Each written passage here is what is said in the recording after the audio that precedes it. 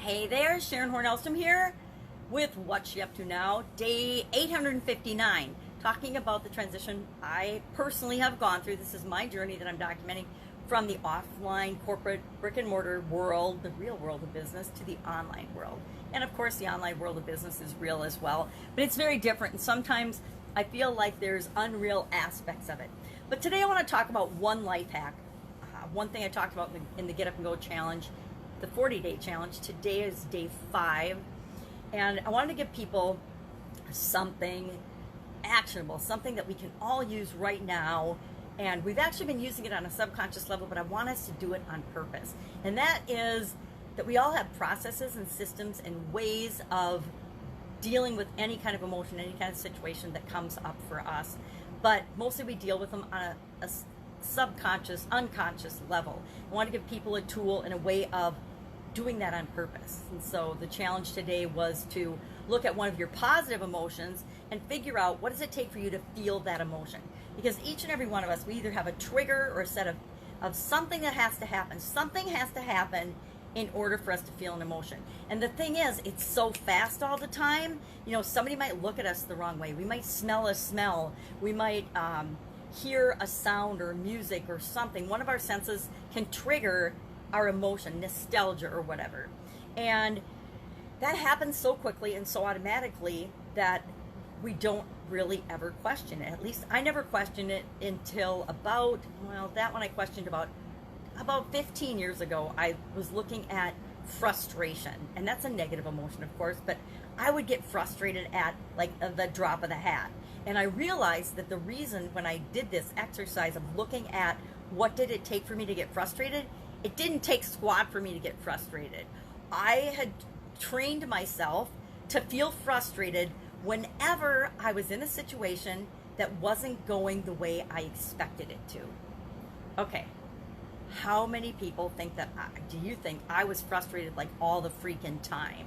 Yes, because it was so easy for me to feel frustrated. Because how often does life go, or anything go, our relationships, our anything, any experience we have, how often does that go exactly as we expect it to? Like almost never, right? Almost never would anything go the way I expected it to in my business, in my family, in my relationships, in my life, in my physical well-being, in my health. Everything was always off, and I was always judging it as wrong because it didn't meet my expectations. When I'm judging something as wrong, I feel frustrated. Or I don't anymore, but I used to feel really frustrated. So I was frustrated all the time. And I used this exercise, learned it from Tony Robbins a long time ago. Actually, in my 20s, I did the same thing with depression. I went through a really unhealthy, physically unhealthy stage in my life where I was bedridden. And of course, along with being bedridden often comes depression. And I learned from Tony Robbins back then that there was a way to take an emotion you're feeling and understand what it takes for you to feel that way, and set it up, set the rules of your life in terms of how you're going to feel a certain feeling up for your success. So I actually virtually erased depression from the group of feelings that I ever really allow myself to feel. In order for me to be depressed, I set up the rules so that I had to virtually be dead or almost dead in order to allow myself to feel the feeling of depression, to get in a state of depression. Now, I did the same thing then later on, decades later, with frustration, when I realized that I had defined frustration as just about anything that didn't meet my expectations.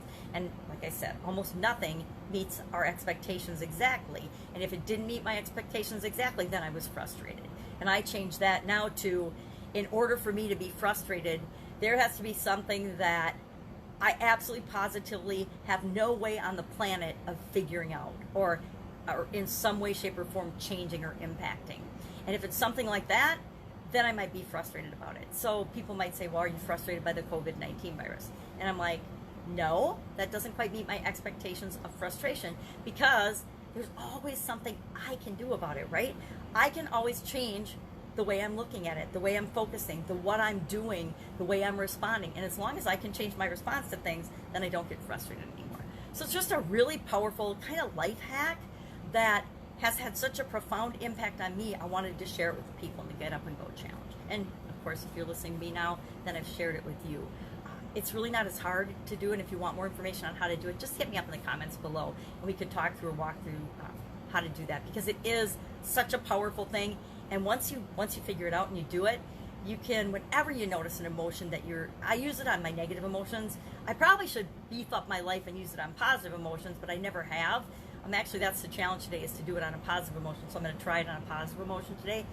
And I've always used it on emotions and things that drain my energy, that I don't want to feel a certain way about. So depression, frustration, anger, and indignity, or feeling offended by other people. That's a good one. I might do that one. I haven't done that one yet.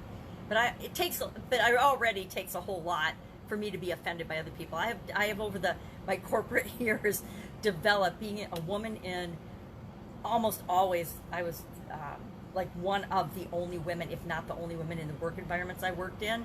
And so you just develop a really thick skin. I think I probably have a rhinoceros hide. My family used to accuse me of that, and I think it's probably true. So that's a Get Up and Go Challenge today. I'm going to the cabin this weekend, so I'm getting ready to do that. Hanging out with my granddaughter today, of course.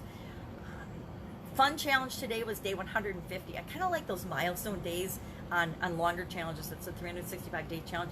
But I'm really enjoying and appreciating the fun challenge this year, because so much, and being an election year, there's so much nonsense and so much junk going on in the world. Actually did an experiment yesterday, and I guess the night before yesterday. So it's really interesting. It's sad but interesting. And I played it through it, and I kind of feel guilty that I did that. But I wanted to stand up for something I actually believe in, but was controversial, and see what the response was. And by far, that post, it was a post on Facebook, has gotten more comments, good and bad, more engagement, good and bad, of anything I've done. And that might not be true. I'll take that back. I think I've had one where I was actually a positive thing. I was helping people and asking what they need help with, women-owned business owners, what they need help with the most, as I was preparing a summit about a year and a half ago. But with the exception of that, this one, oh, and I asked a chronic pain one too. So with the exception of those two instances, this post by far has gotten the most engagement, but not in a positive way, right? And so I invalidate my own study from that aspect. And it probably did a great job cleaning up my friends list on Facebook, because I've been at that 5,000 point for several years now, and I'm always having to look for ways to get people off that without having to go through 5,000 people and take them off manually, because that's too time consuming, and it's just never been a priority for me. But as people give me friend requests, there's always like a couple hundred in the queue of my friend requests, because I don't have any space. So maybe this will actually have had a positive effect of freeing up space in my friend space, but I'm not really concerned about that. So I did do that, and I like to test things. I'm always testing things, because I use myself as a science experiment, and I use the things that I do, and I need to do a lot more testing of things online. I stop and I hold back, and I don't test a lot more things that I should online. And I don't know what my excuse is for that, or my reason is for that. So often we know what we need to do, but we choose not to do it anyway. I don't know, is that maybe a definition of insanity, that we know what to do, but we choose not to do it, we procrastinate on it, we put off doing it. So that was an interesting experiment. I don't think I'll repeat it, but I think that there's this whole pressure right now, and it has been for a long time, in America, which is the land of the free and free speech and everything, where there's this counterculture behavior that if you express your opinion and someone else doesn't agree with it, instead of saying, hey, I never thought of it that way, or okay, everybody on both sides and on all sides, and even I exhibited some of this behavior, we jump on the thing that the person said, and we don't read the whole thing. We don't pick out all of the pieces. We pick out the piece that irritates us, and we respond to that. And I don't know when we got to being a society that jumps on and criticizes, and doesn't even criticize in a positive way, tears apart and destroys the one piece of information, and just just takes the opposite position. No matter what you say, no matter what you do, it's the opposite position, and that's the argument. But the bullying and the behavior and the name calling and the accusations and the prove it because, prove it based on the false media that you heard versus the false media that I've seen and heard. Ridiculous, right? It's like, it's kind of mind-boggling the way people argue now. But it's kind of prevalent in our whole world. It's like we look for things to judge. Who the hell are we to judge? Who the hell am I to judge how you think and feel about something? I have my set of experiences, you have your set of experiences, and that's how we come to the things that we believe. And it's up to each and every one of us individually to challenge our own beliefs. Challenge is, most people don't challenge their own beliefs. We believe things and we live our lives as if our reality is the only reality on the planet. And somebody actually told me that yesterday. Well, we all have the same reality. And that told me everything I needed to know about that person.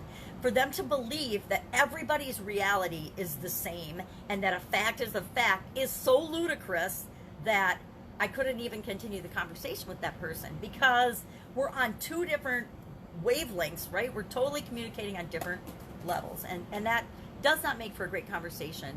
And it's not my job to help other people grow and expand. It is when I'm coaching them, but otherwise in just a conversation in social media, it's not my job to change anyone. It's to try to understand their perspective and then realize whether we should continue the conversation or not. And sometimes, like all of our relationships, it's better to walk away and step away than to have an argument because it's just not productive. We're never going to change anyone else's mind, usually on key core topics like religion, politics, right and wrong, because we all have our own sense of what is right and what is wrong. What is right to me isn't right necessarily to other people that I come in contact with. It usually is because we tend to hang around people that have the same core values as we do, but it's not necessarily so. And that's okay.